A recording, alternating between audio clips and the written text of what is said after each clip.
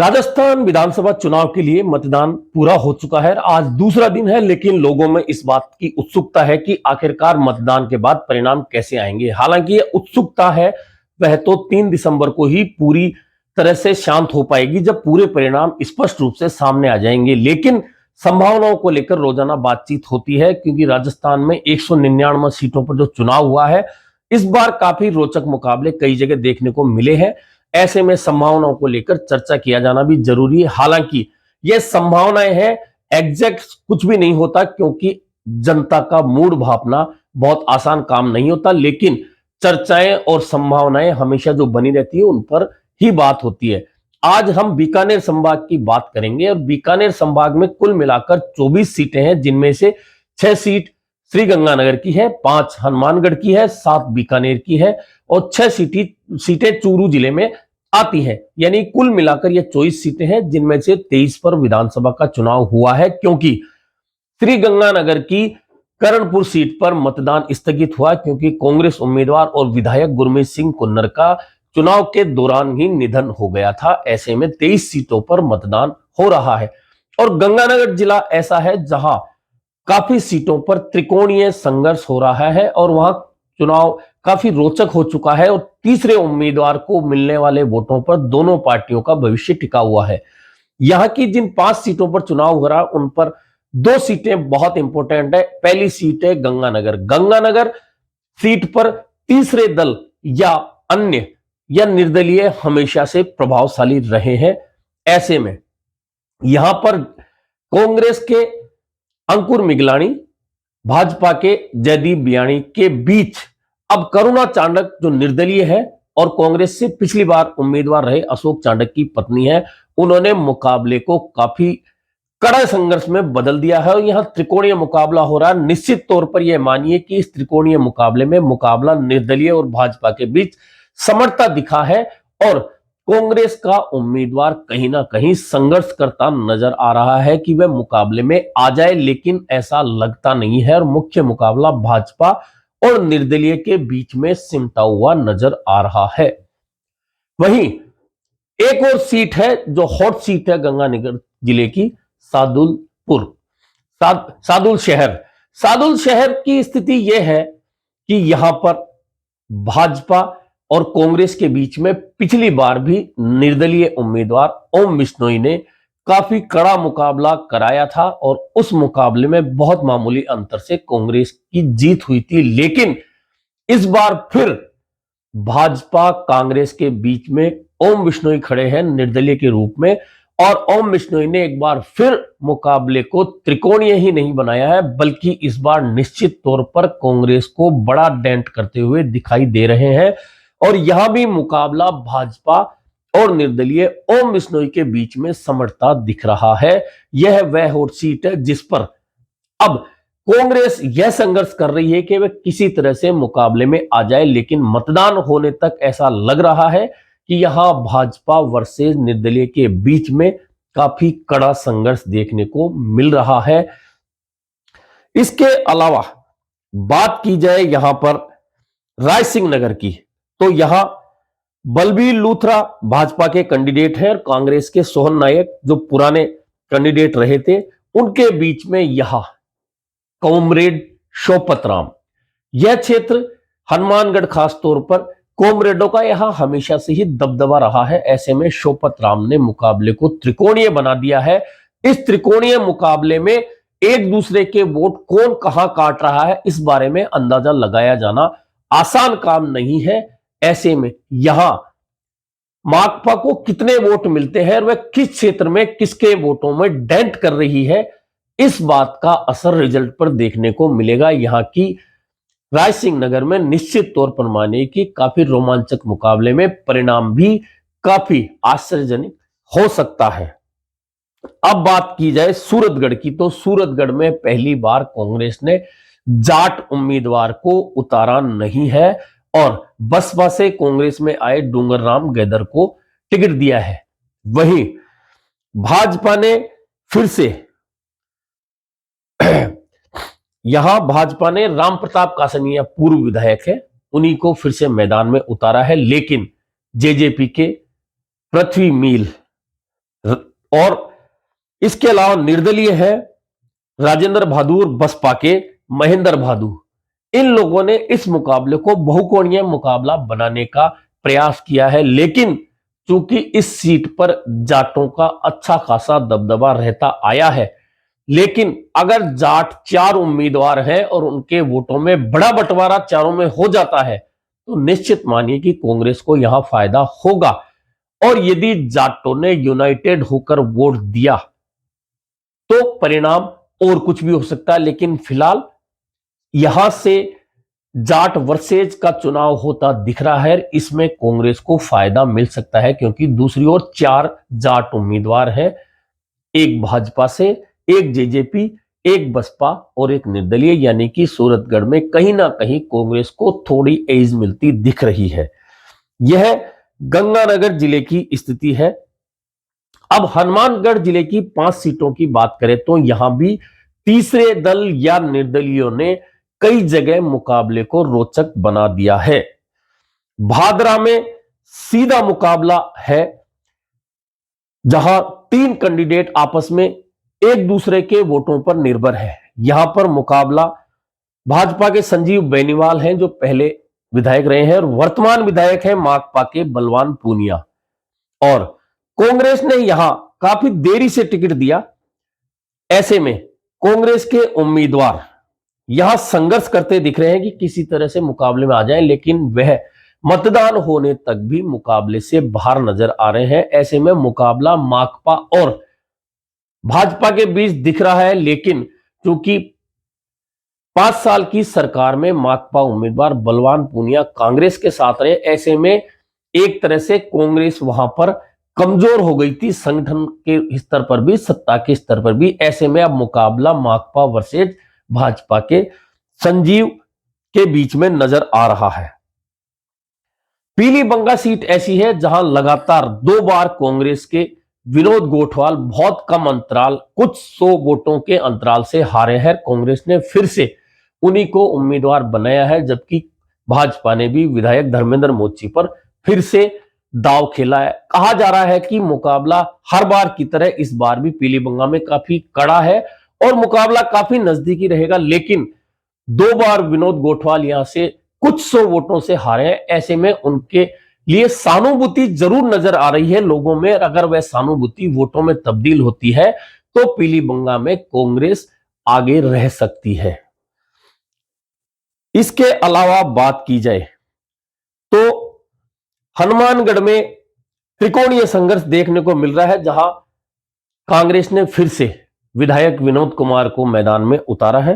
वहीं अमित साहू भाजपा के उम्मीदवार हैं, लेकिन गणेश राज बंसल तीसरे उम्मीदवार हैं जो वोट कटवा उम्मीदवार के तौर पर देखे जा रहे हैं। हालांकि गणेश राज बंसल का शहरी क्षेत्र में दबदबा है। ऐसे में वे किसके वोट लेंगे, कितने वोट लेंगे, किस पैकेट के वोट लेंगे, यही सब कुछ परिणाम तय करेगा हनुमानगढ़ का, कि हनुमानगढ़ में यह स्थिति रह सकती है। अब संगरिया में बहुकोणीय मुकाबला बन चुका है। यहां से भाजपा ने विधायक गुरदीप शापिणी को फिर से मौका दिया है। वहीं कांग्रेस ने एकदम नए चेहरे अभिमन्यु पूनिया को मौका दिया है, लेकिन अभिमन्यु पूनिया को काफी देरी से टिकट मिला। ऐसे में 2 निर्दलीय उम्मीदवार, 2 महिलाएं हैं। एक है गुलाब सिंवर जो भाजपा की बागी है, वहीं डॉक्टर परम नवदीप जो 2008 में कांग्रेस की विधायक रही थी, वे भी संगरिया से निर्दलीय के तौर पर मैदान में है। ऐसे में अब गुलाब सिंवर किसके वोट काट रही है और डॉक्टर परम नवदीप कांग्रेस को कितना नुकसान पहुंचाएंगी, यही सब कुछ परिणाम में नजर आएगा। अगर डॉक्टर परम नवदीप ज्यादा वोट ले जाती हैं तो निश्चित मानिए कांग्रेस को इसका नुकसान होगा, और वहीं भाजपा की बागी होने के बावजूद गुलाब सिंवर भी कांग्रेस के एक परमानेंट वोट बैंक में डेंट करती नजर आ रही है। ऐसे में यहां मुकाबला तो कांग्रेस भाजपा के बीच नजर आ रहा है, लेकिन गुलाब सिंवर ने भी मुकाबला त्रिकोणीय बना दिया है। ऐसे में परिणाम आश्चर्यजनक भी हो सकता है। इसके अलावा बात की जाए अब चूरू जिले की बात की जाए तो चूरू जिले में कुल मिलाकर 6 सीटें हैं, जहां सुजानगढ़ सीट पर पूर्व प्रधान संतोष मेघवाल को भाजपा ने इस बार टिकट दिया है। पिछले 2018 के चुनाव में बतौर बागी 40,000 से ज्यादा वोट संतोष मेघवाल ने लिए थे। ऐसे में उन्हें भाजपा ने अब मौका दिया है।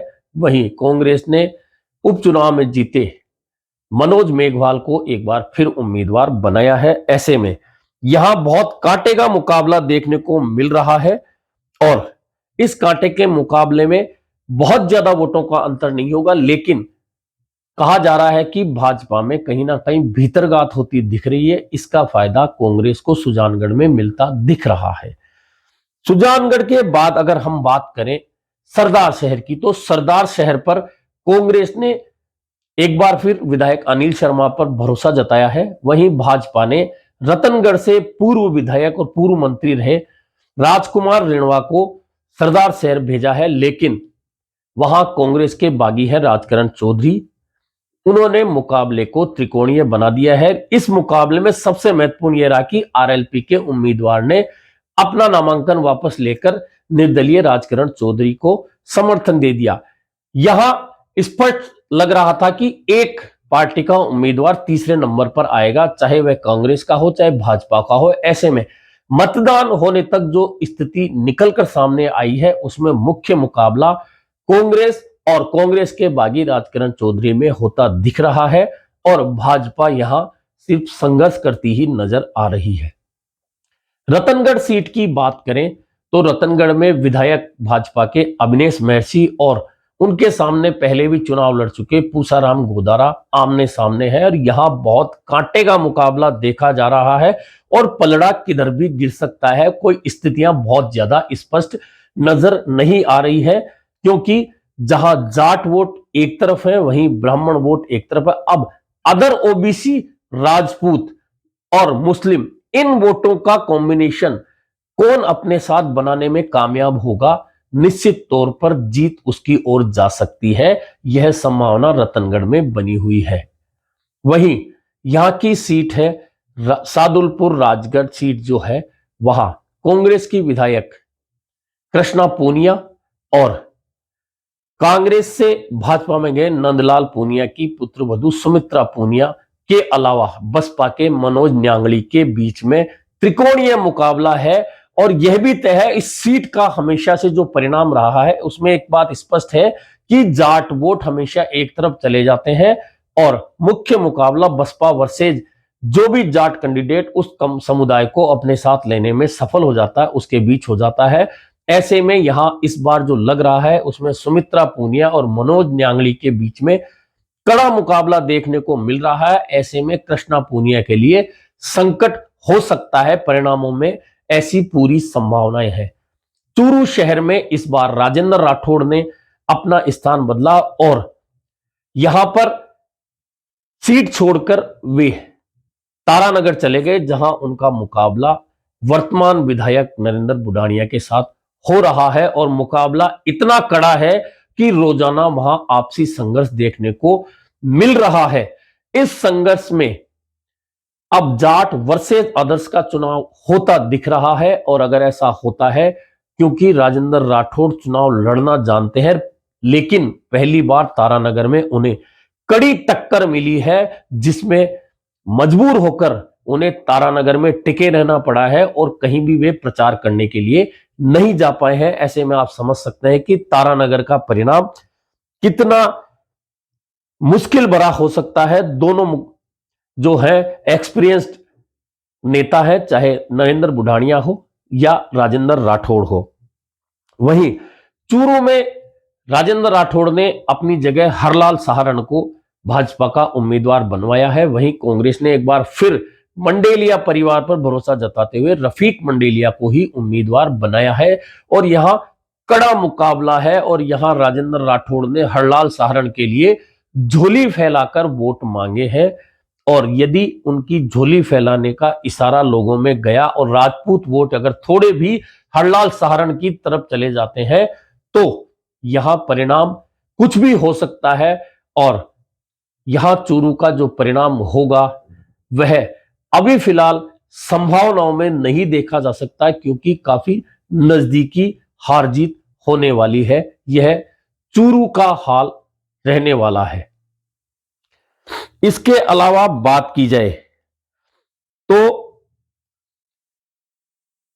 चूरू जिले की जो प्रवृत्ति है उसमें निर्दलियों पर बहुत ज्यादा लोग भरोसा नहीं करते। ऐसे में सभी सीटों पर भले ही तीसरे उम्मीदवार बसपा का जरूर राजगढ़ सादुलपुर में असर रहा है और न्यांगली एक बार विधायक भी रहे हैं। इसके अलावा बाकी सभी सीटों पर सीधे मुकाबले में कहीं ना कहीं भाजपा कांग्रेस है, लेकिन सरदार शहर में इस बार निर्दलीय कहीं ना कहीं भाजपा पर भारी पड़ते दिख रहे हैं, जबकि वे बागी के रूप में कांग्रेस के उम्मीदवार के सामने मुश्किलें खड़ी करने वाले हैं। लेकिन चूंकि बाकी वोट एक तरफ जाते हुए दिख रहे हैं, ऐसे में मुकाबला कांग्रेस और निर्दलीय के बीच में सिमट गया है। बीकानेर जिले में 7 सीटें हैं, जहां शहर की दोनों सीटों पर बहुत बहुत ज्यादा कड़ा मुकाबला जो देखने को मिलेगा। वहां खाजूवाला सीट पर पुराने 2 प्रतिद्वंदी हैं, डॉक्टर विश्वनाथ मेघवाल और कांग्रेस के गोविंदराम मेघवाल, जो मंत्री रहे हैं और कैंपेन कमेटी के प्रमुख हैं। लेकिन यहां मुकाबला कितना खड़ा है कि कैंपेन कमेटी के प्रमुख पूरे चुनाव में कैंपेन के लिए अपनी विधानसभा सीट छोड़कर नहीं जा पाए। ऐसे में यहां मुकाबला कड़ा है और यहां जब जिले बनाने की बात थी तो कुछ तहसीलों को अनूपगढ़ में देने का विरोध हुआ था और यह विरोध काफी लंबा चला था। ऐसे में इस बात का नुकसान कहीं ना कहीं गोविंद मेघवाल को होता दिख रहा है, ऐसी संभावनाएं जताई जा रही है। वहीं लूणकरणसर ऐसी सीट है जहां लगातार कांग्रेस हारती रही है। यही कारण है कि कांग्रेस ने इस बार एक युवा चेहरे डॉक्टर राजेंद्र मोड़ को मौका दिया है, जिनका मुकाबला भाजपा के सुमित गोदारा से है। लेकिन कांग्रेस के 2 बागी पूर्व मंत्री हैं, वीरेंद्र बेनीवाल और प्रभुदयाल सारस्वत हैं। उन्होंने मुकाबले को बहुकोणीय बनाने के लिए जोर लगा दिया है। इसका नुकसान सीधे सीधे कांग्रेस को होता दिख रहा है, इसमें कहीं कोई अतिशयोक्ति नहीं नजर आ रही है। अब बात करें बीकानेर पूर्व में, तो बीकानेर पूर्व में लगातार यहां की राजकुमारी है सिद्धि कुमारी, जो जीतती हुई आ रही है। इस बार कांग्रेस ने यहां नए चेहरे यशपाल गहलोत को मैदान में उतारा है। हालांकि पिछली बार भी यशपाल गहलोत को टिकट दिया था, लेकिन बाद में संघर्ष के बाद उनका टिकट काट दिया गया था और नोखा से आने वाले उम्मीदवार झंवर को यहां कांग्रेस ने अपना उम्मीदवार बनाया था और झंवर भी चुनाव हार गए थे। इस बार यशपाल गहलोत और सिद्धि कुमारी के बीच मुकाबला। अब देखना यह होगा कि इस मुकाबले में क्या सिद्धि कुमारी फिर से अपनी सीट बचाती है या नया उम्मीदवार आकर उन्हें पटकनी देने में कामयाब होता है। फिलहाल तो यहां भाजपा कुछ आगे नजर आती है।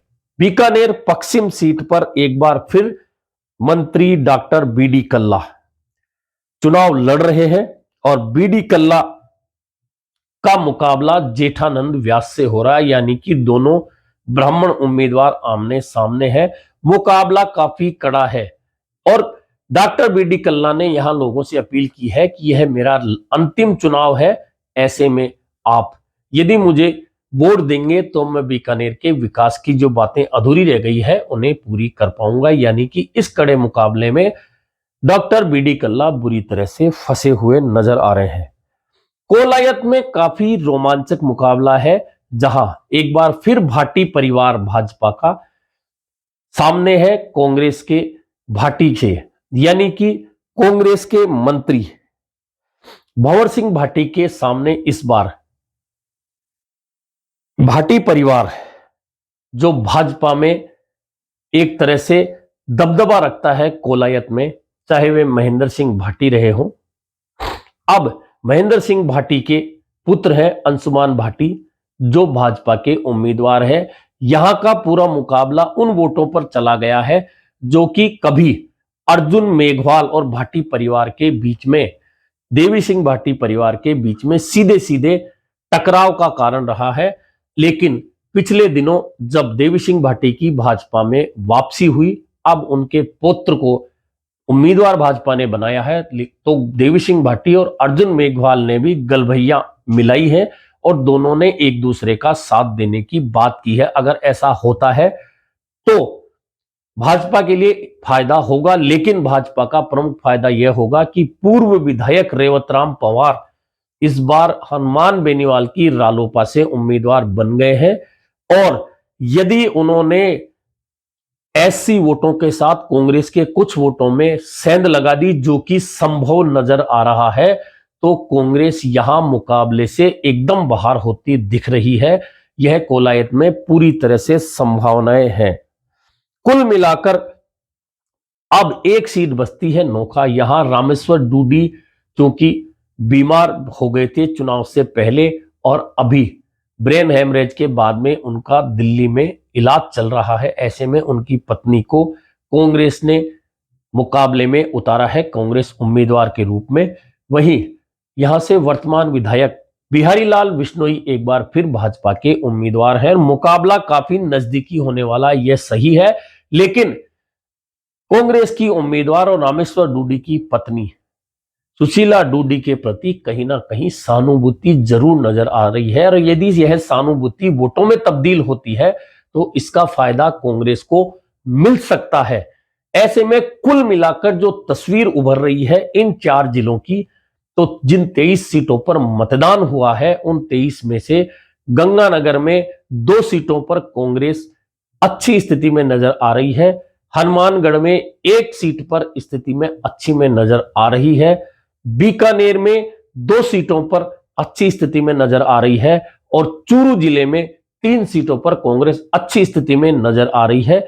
ऐसे में जो परिणाम आएगा वह तो एक अलग बात है, लेकिन इस संभाग में कहीं ना कहीं पूरी परिस्थितियां देखने के बाद, मतदान देखने के बाद जो चर्चाएं हो रही है, लोगों से बात हो रही है, उसके अनुसार बीकानेर संभाग में कहीं ना कहीं भाजपा को बढ़त मिलती दिख रही है। ऐसे में देखना यह होगा कि परिणाम आने तक जो संभावनाएं हैं वह बनी रहती है, वह संभावनाएं परिणाम में तब्दील होती हैं या फिर कुछ आश्चर्यजनक परिणाम होने वाले हैं। फिलहाल तो बीकानेर संभाग में यही बताया जा रहा है, यही संभावनाएं जताई जा रही है कि भाजपा यहां से बढ़त बनाने में कामयाब होती दिख रही है।